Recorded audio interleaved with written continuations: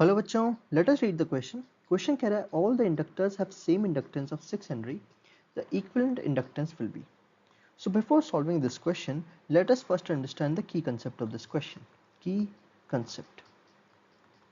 The key concept of this question is based on inductance in series and in parallel. तो inductance in series को हम represent करते हैं ls, that is 1 L1 plus L2 plus L3 and so on. और inductance से parallel हम calculate करते हैं तो वो आता है 1/L in parallel is equals to 1/L1 plus 1/L2 plus 1/L3 and so on. So now let us solve this question. अब हम इसको पहले रिड्यूस करके डायग्राम बना लेते हैं। तो ये कुछ ऐसा बनेगा।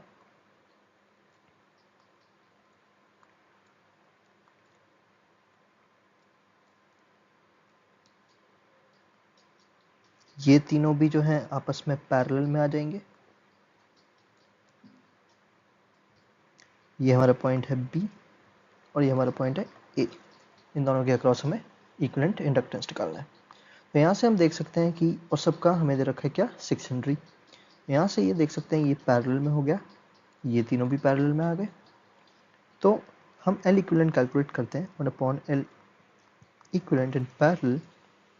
तो वो आएगा 1/6 plus 1/6 plus 1/6। So this comes out to be 3/6, 3 2s are 6, that is 1/2, that is 1/L equivalent। तो यहाँ से हमारे पास में L equivalent आता है पैरेलल का, that is 2 हेनरी। अब इसको हम दोबारा रिड्यूस कर लेते हैं डायग्राम को। अब ये डायग्राम कुछ ऐसा दिखेगा। ये A पॉइंट है, ये एक इंडक्टेंस ऐसे लगा है और ये दूसरा इंडक्टेंस ऐसे लगा है। ये B पॉइंट है, इसका है 2 हेनरी और ये भी है 2 हेनरी। दोनों का सेम था 6 हेनरी तीनों का, इसलिए हमने सेम निकाल लिया तो वो आया 2 हेनरी।